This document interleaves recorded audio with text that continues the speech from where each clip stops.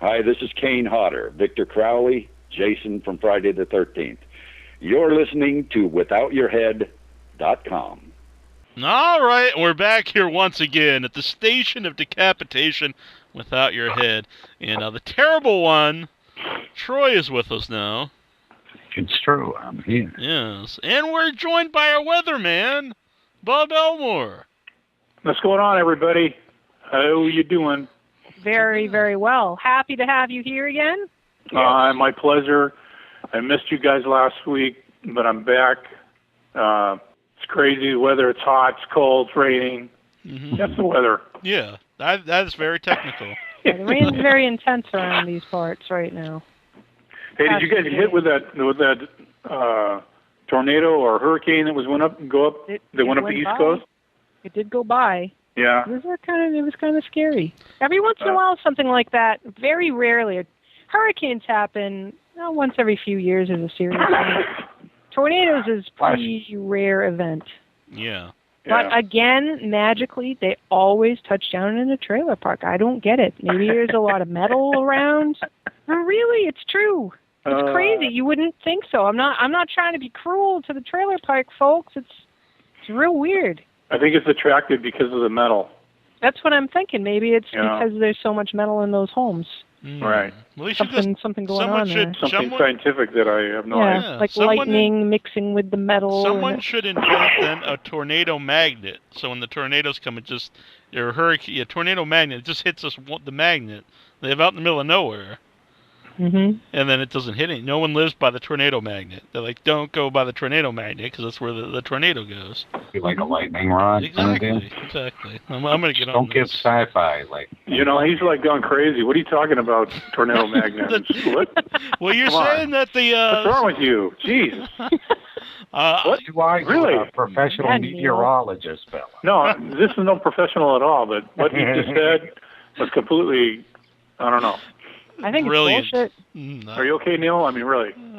I was told a long time ago, and I've used this line to heart. Kept it as if you can't wow them with wisdom, befuddle them with bullshit. Exactly, and you just befuddled everybody. Exactly. We know the truth. I think the three of us know the truth. But you're so good at it, and it's so believable. Exactly. I'm sure it's the way you speak. If I would have said that, they would have said, "What the fudge is he talking about?" But you, man, I almost was there. Almost.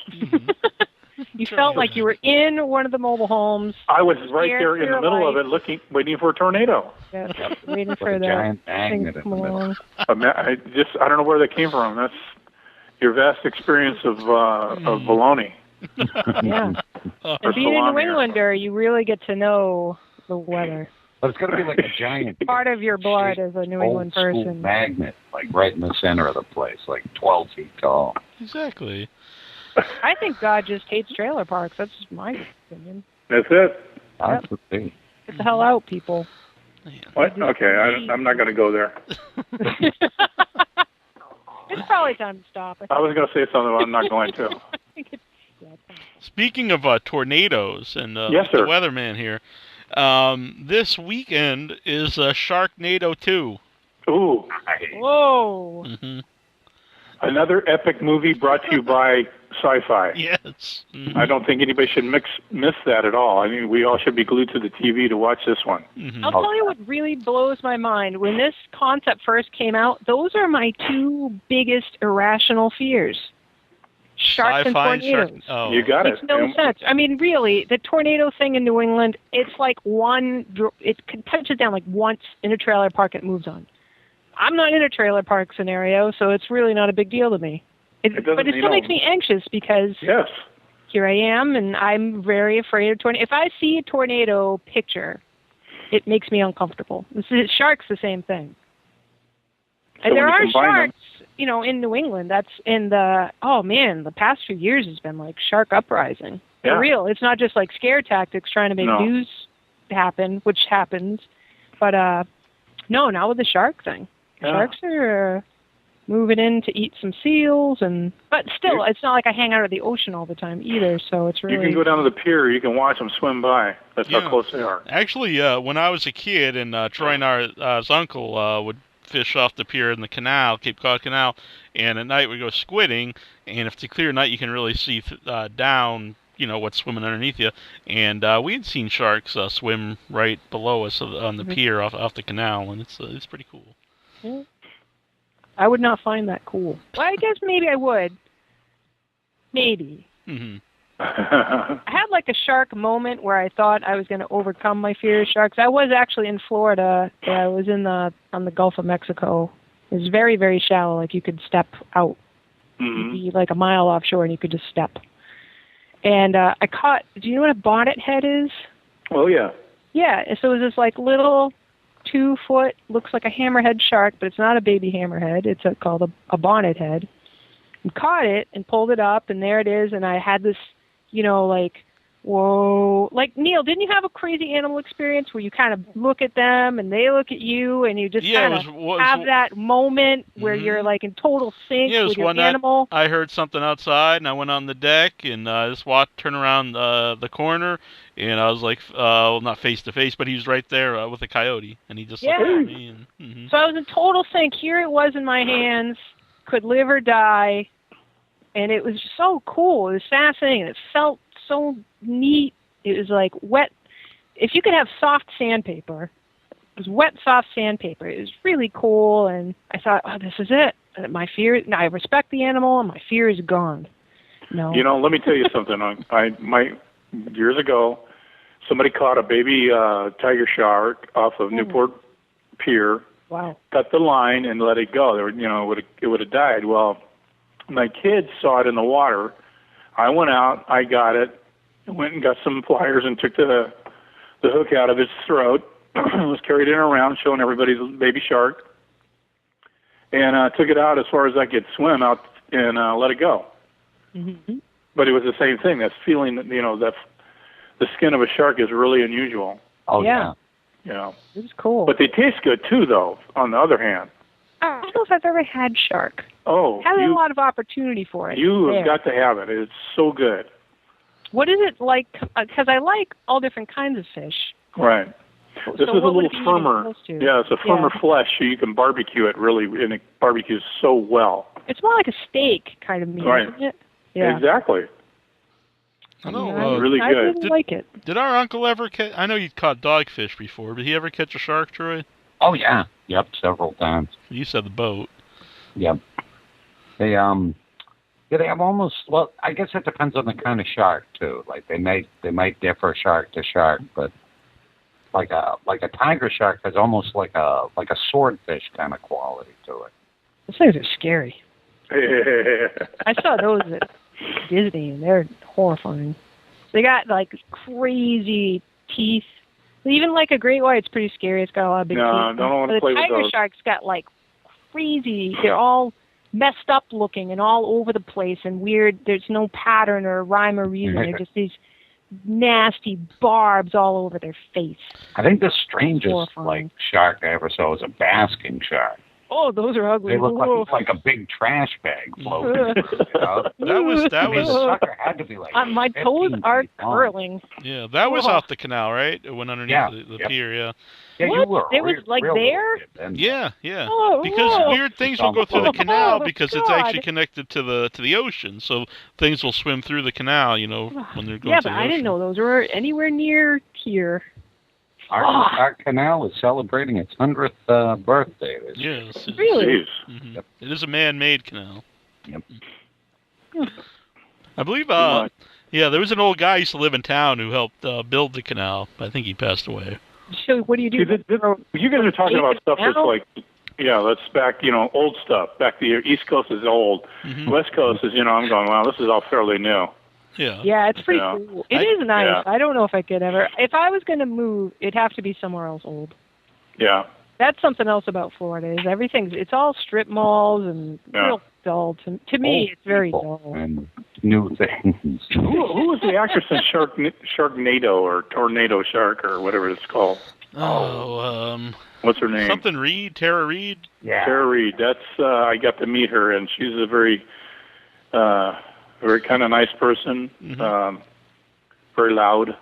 And And she told me what she did, and I said, well, I'm sorry, but I never saw those. what'd you think of that?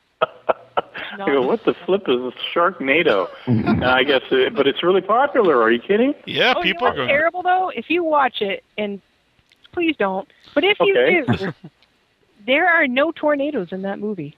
Not a one. It's a fucking shark hurricane. Mm-hmm. I shit you not. It is a shark. I said it hurricane. should. They could have just called it Sharkicane. I think that's a good name. Yeah. You might have thought of like candy cane. Though. I'm on the radio. My son just walked in. Oh, okay, very cool. Hello, Yeah. Bob's son. Mm-hmm. He's Son of Bob. very big, very mean. Mm-hmm. He's not mean. He's a Just good like his kid. He's like papa. his mom. He's not a kid, but you know. Well, while we're He's your talking kid. about sharks, I did read something online a couple weeks ago, and it was about people who study great white sharks, and what they had tagged one which they dubbed like the alpha shark. They thought it was the biggest shark in the waters, and they would follow it with sonar and stuff. And they followed it around, and then it just stopped one day and just went straight down, and they figured that something ate it. And, but they have no idea what it could have been because they figured this was like the biggest shark in the waters, and nothing is like a predator of a shark. So they actually think it was actually even a bigger shark that ate it and then dragged it like way down deep into the Could have been ocean. a sperm whale. I know, or they don't great eat sharks. giant squid thing. Ooh, you know what? Orcas did eat think- sharks. Yeah, they did Killer think whales, it could be a. They do Those eat are them. West Coast guys. Oh. They're very. I guess they're very, very close to Washington and Oregon. Yeah. They hang out there. Alaska and up there. That would be cool to see. Yeah. There's a convention coming up that way. Well, to Seattle. There is. Yeah. It's going to be a mad monster party out in that area of Seattle. Yeah. That's very cool. Mm-hmm. As Very far as I cool. know, that's the first one up that way. Yeah, I think so. I can't think of anything. And from what I've heard, up at Seattle is just amazing. I've been told many times throughout the course of my adult life that I would love to live there. Yeah, but I've heard the same thing. Everybody always loves Seattle. Yeah.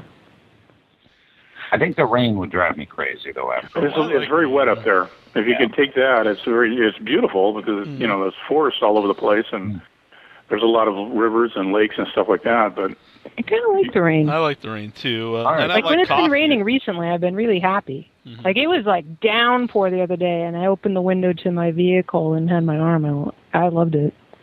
It's like stinging you when you're going along the highway. I don't know why I love it, especially if it storms. If it was just raining all the time, I don't know, but I like the thunder and lightning, and it's cool. I dig that too. And they have a lot of coffee there. Yeah, too true.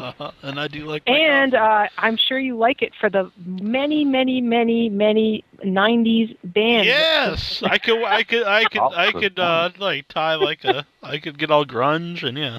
Yeah, you could. You know, I start did. wearing a like a check shirt, I tie Around flannel your around my waist waist. There we go. grow your hair out again. Mm-hmm. I did an epic movie shorts. in Seattle, right outside of Seattle, called Dr. Giggles. I And that love was another Dr. epic- Giggles. I didn't know you were in epic that. movie. Uh-huh. That rules. But we got to spend time in there, and and every other corner there's a Starbucks or some other kind of coffee place, and every other building there, door is a little club, and where all these guys go in to play music, and it's just you can hear any kind of music you want to hear, all night long, any night of the week. That's I think very You that'd just be the only way walk down the to, street. to overcome the idea of things being old and new is if the culture was awesome. Yeah. Then that's you can't replace culture with anything. If you got a good culture, you got music scene is a big deal. Even though I don't go out and take advantage of it a lot, I think it really You has should, an impact on the environment. Oh, quit! Someone Fucking beating up rat. on you? My son is. Get the frick out of here. You doing? These are very important people I'm talking to on the phone here. Yeah, brat. That's true. Ah, You should show some respect. no respect. Mm-hmm. Exactly. So yeah, Don't you know who I You am? gotta teach him, man. He's Start laughing smacking him at me. around or something. I can't anymore. No, that's beyond that. He's a monster, and I can't do it. I was not aware of that. You were in Dr. Giggles because I doubled Paul Drake in there. I was going to ask if that Oh, made that's very great. nice. Yeah. We did all kinds of stuff in there. I did a big fight when everything was on fire, and that was real fun. I was burning everything, lost my eyebrows. Wow. Was You she know, cool guy to we burned our clothes. All of our clothes we burned up that we had. Nice. You know, we kept turning them inside out to see if we could use them again. You know, it was crazy. Oh, I did have a question to ask you. Would you be willing to teach us a little bit about film? Because we're babies. We What do don't you know wanna what know? the hell we're really talking about. Anything. Teach us about what it's like to be a stunt guy. The different stuff you do, the terminology, anything you Well, can you know what? Very basically, you know, a stuntman is a professional athlete. That's what they are. And today they're younger, stronger, faster, smarter. A lot of technology is used today where it wasn't before. You know, back in, and I'm not saying back in the original guys were all cowboys because that's all it was. Yeah. You just had Western. Like the Wild West. Yeah, they were all cowboys that came out. You know, you had a bunch of westerns on the early TVs, and a lot of westerns were being filmed. You know, so those were the original stunt guys, and then they branched off from there. And you know, it's I mean, I could talk about it forever and ever and ever, but a very hard profession to make a living in. It's very hard. But you've had a ton of work. I mean, it's like I'm like endless. I've done a lot, but there's guys that have done, you know, thousands of shows. Wow. You know, that are still alive and kicking. I trained with a gentleman called Gene LaBelle. Gene LaBelle was a world champion heavyweight wrestler. Yeah, at one I time. recognize his name. Yeah. Yep, you probably seen him too. And we trained with him. I trained with him over 10 years just to learn how to fall on the ground without killing myself. You know, and that's you know, and then learning how to fight. You know, how to throw a punch right-handed and left-handed because you never know where the camera's going to be. Is it going to be high? Is it going to be low? You have to learn how to block the camera to make sure that they can see the hit if you're doing a fight. You really have to get technical, and now it's just really, really technical where they're doing stuff that you have to, you know, geometry and the physics and stuff where you're lining up things, you know, car jumps or they're going to put you on a wire and jerk you off someplace, you know, and that's all done with geometry and stuff like that. Well, the expectations are so much different now than they were. But today is, you know, because of CGI, we had a period of time there where that's all that was going on, and it got so sophisticated. But the movie-going public has got such an eye that they can tell the difference between a CGI person and a real person. Absolutely. And now we're kind of going back to the old school of, you know, getting a hit where you're really getting hit, you know. Yeah. And that's what happened, you know, back when, is that if you did a car hit, you got hit by a car. Yeah. I know that's really coming back, too, are movies that use real car action because, you know, it's much cooler. Yeah. Yeah. All the original stuff like that, the original, you know, the ones that came out, Batman, Spider-Man, all those ones from 10, 15 years ago, they were all using real stuff. You know? Yeah. It's the ones now, like I just went and saw The Rise of the Planet of the Apes, you know. Oh, we really want to see that one. You got to go see this. Yeah, we want to. It's really, really good. Yeah. And the technology in that was was made by was it Cameron? Cameron that did the Avatar. Oh, yeah. That technology, they use that in this one. So when you're looking, you get a close-up of the face, you see every emotion you can imagine. You know, that part of the aspect that I think is really good. A lot of the stuff, you know, the action parts where you can, like I said, the sophisticated eye is, you can see the difference. Yep. And there's just too many people that are like that, you know. So they're kind of going away from it, not all the way, but you know, it's coming back around where they want to see action that's done by a person. And that must be a huge relief for everybody in that profession, because I can imagine when the CGI stuff started getting really popular, I would think it'd be scary as hell, thinking, Jesus, our jobs are done. I don't know, but how was that? It was, because you were being replaced. Yeah. And the early CGI stuff was, but it was good, but it wasn't, that good. Mm-hmm. So they tried it, and then they went back to using real people, and then they were using real people they had to use a real person to do the stunt, and then they CGI somebody on top of them to get that movement, because you can't duplicate a human movement. No.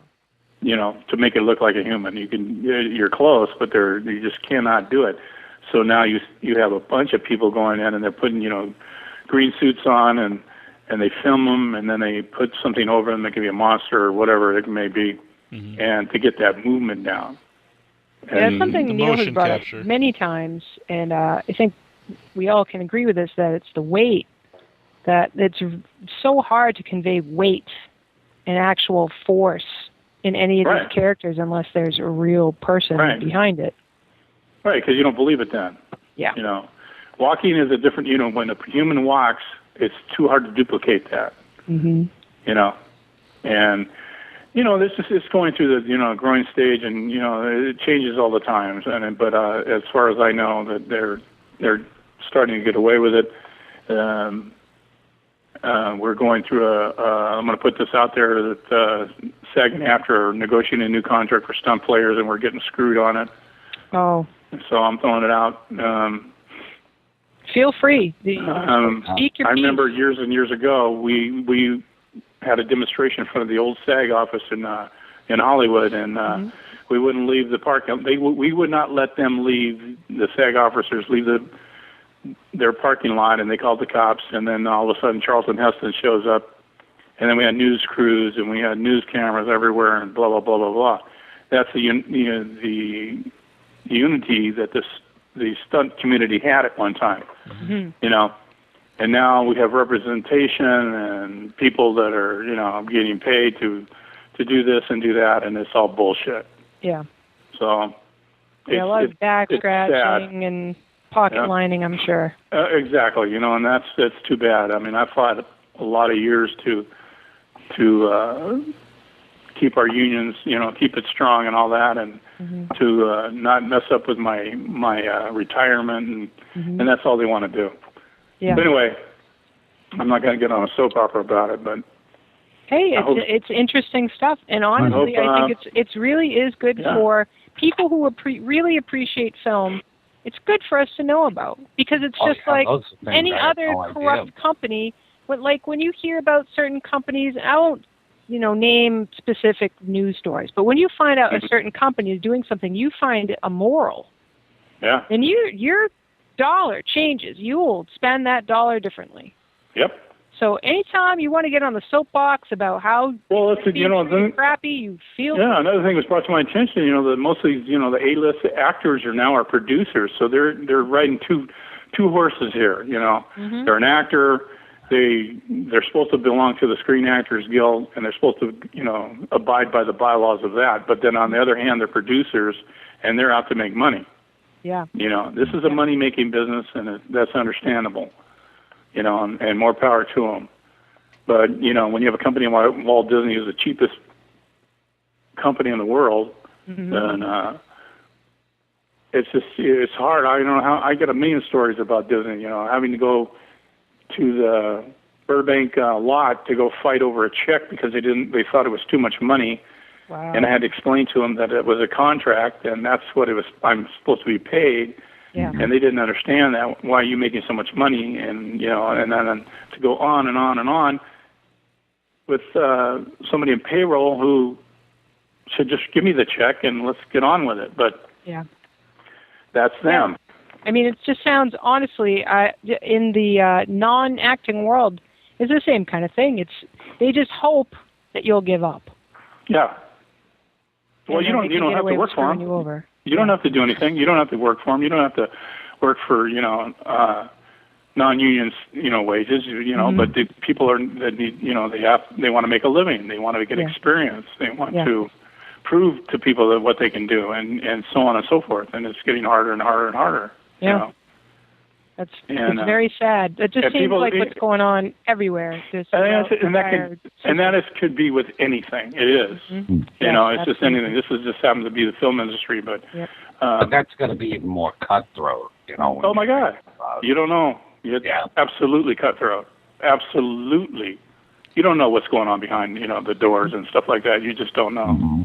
You know. Well, I mean, I hate to say it, but it's something, you know, I don't really get into with the show as much, but the people that are willing to lie, cheat, and steal will rise to the top to make decisions because they don't have morals to get in the way of their success. Well, that's exactly true. You got it. You know, and that's the thing. And that has to do with so much more. Is you know, are you a moral person or not? Mm-hmm.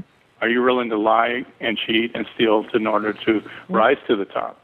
Or do you want to work your ass off like everybody else does and do it on your ability? Yeah. You know, that's the difference. But at least you can sleep at night.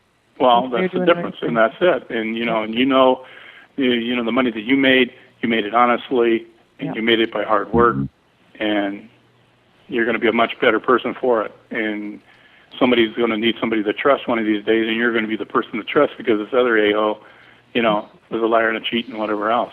So, and it all comes out in the end. It all comes out. You all get caught. Everybody will get caught for all this crap.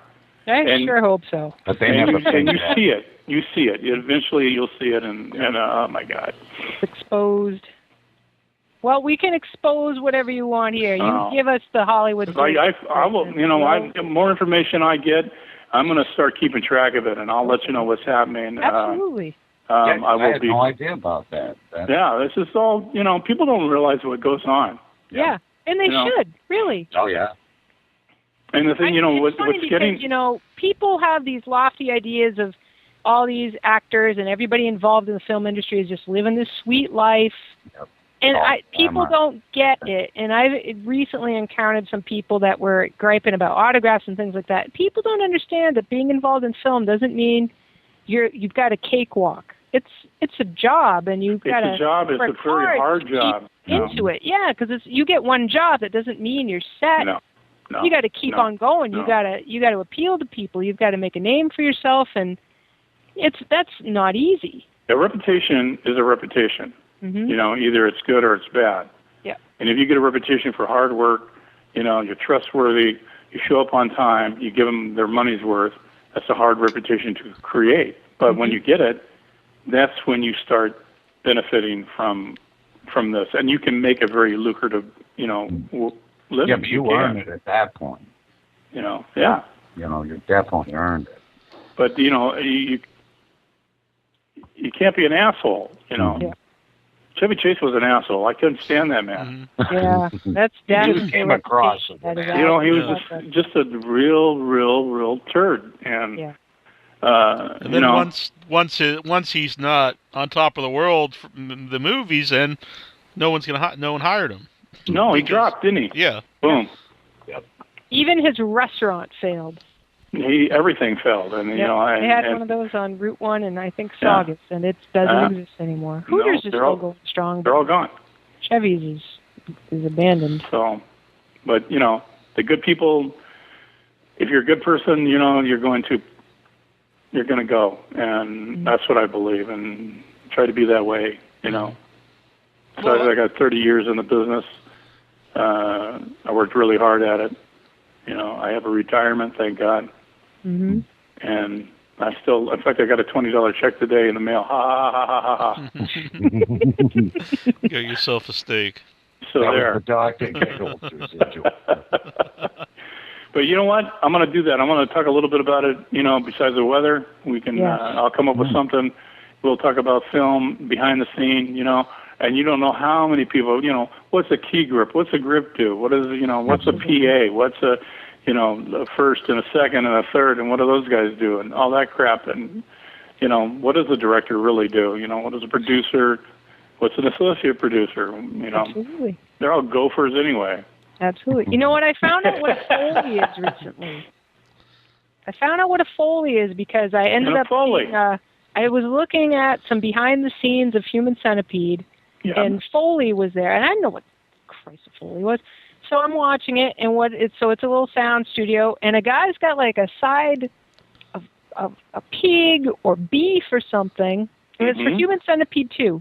Yeah. And it's just, I don't know how familiar you are with this film, But there's a scene where Lawrence Harvey is, pun intended, porking his human centipede. Mm-hmm. Aha. And so you see the guy is watching the film from his sound booth, and so he sees the timing and everything, and he's got every little pump Lawrence does into that pea is a stab into that pea. Oh my God! And it was, I will never forget what a Foley is. That's the Foley artist, and that's what they do. They make they make sounds, and it's crazy. But do you know what that is? Mm-hmm. I Next now time, will never forget.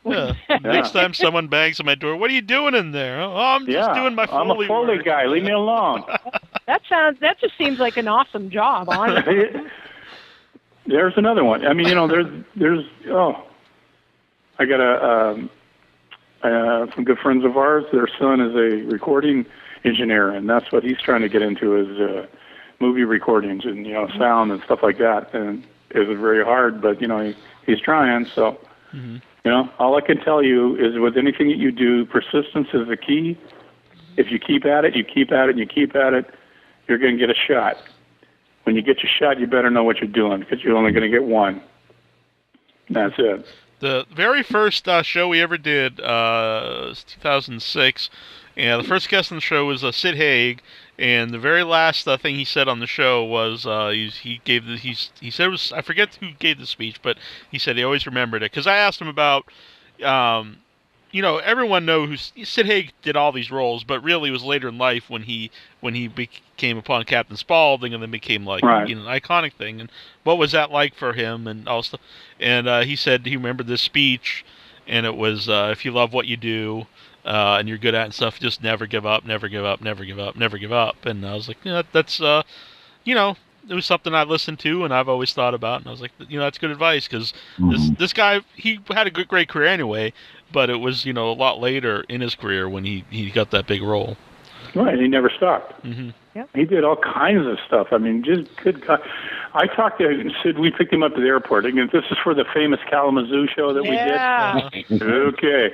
Yep. 3 hours. Way to the airport. Yeah. And we were talking for 3 hours about stuff, and relating and back and forth. And this man has done a million things, and he's a very, very good actor. And that's what we were talking about, persistence, and that's what I tell anybody that, you want to be a stuntman, you better train to be one. You better train how to do this and do that and do this, and you better be good at it. Because you're going to get a shot, and when you get the shot, you better be able to do it.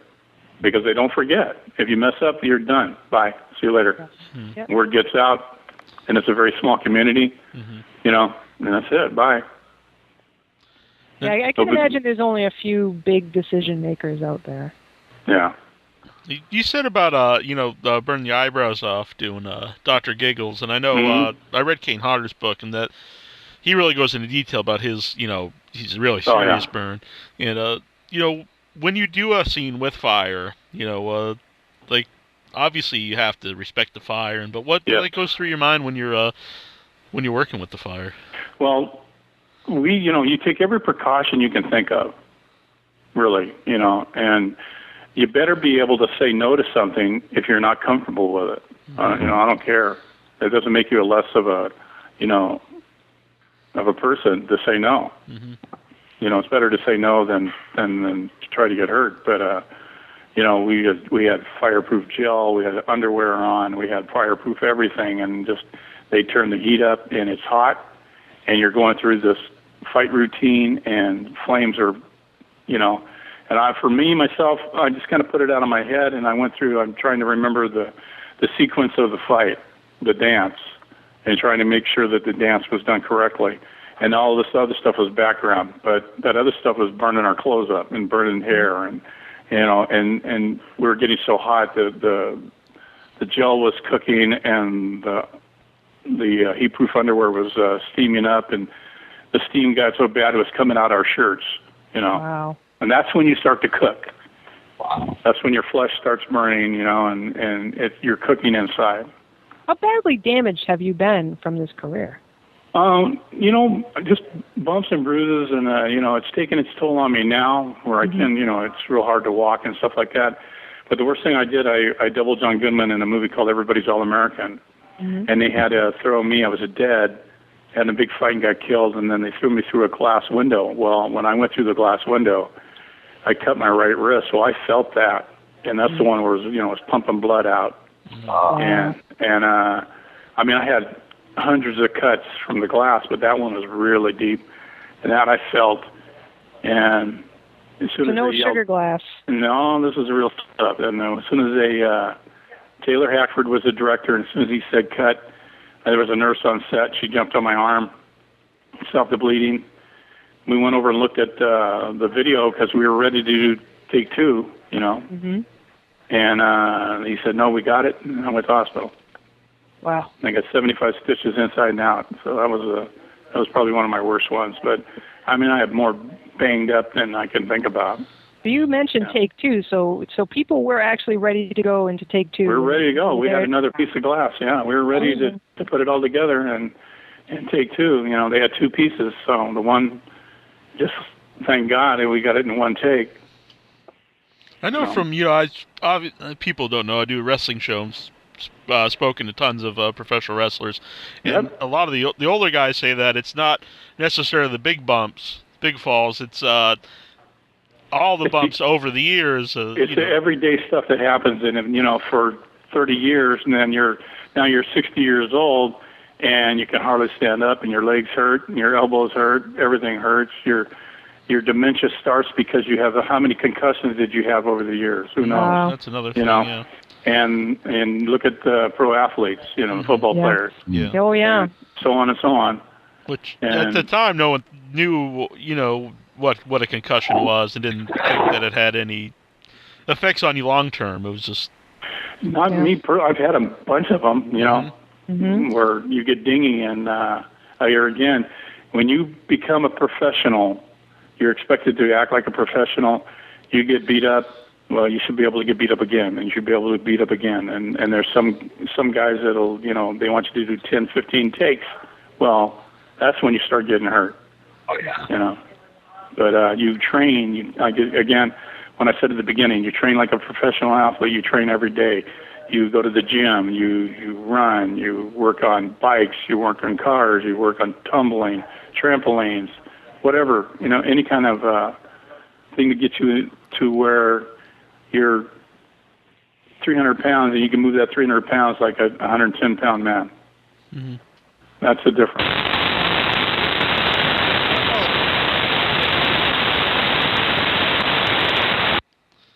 What the heck was that? I don't know. I think we lost Troy there. Okay. Yeah. You're going to lose by me the too. Tornadoes.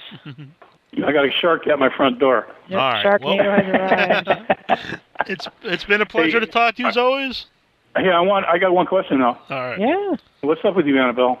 That's, stuff. Nothing? Okay. I'm not going to say any more. No.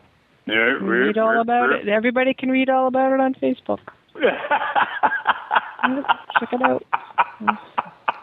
Dear Annabelle Lecter. I thought you were saving yourself for me. Well, you never know how things are going to go. Anyway, all right, you guys.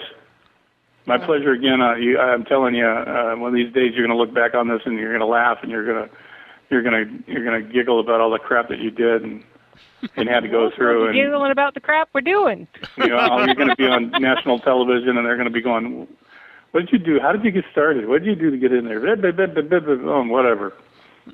We'll be praising you. I'm praising you guys all the time. We'll always be friends with you, no matter what. We could end up in a ditch in cardboard boxes, and if you're friends with us, we'll be friends with you. Oh, I got to go because he's coming down the stairs now. All right, you guys. All right. I'll talk to you later. Bye. All right, great talking. Bye. Be on the lookout for Sharknado. All right, bye. Bye.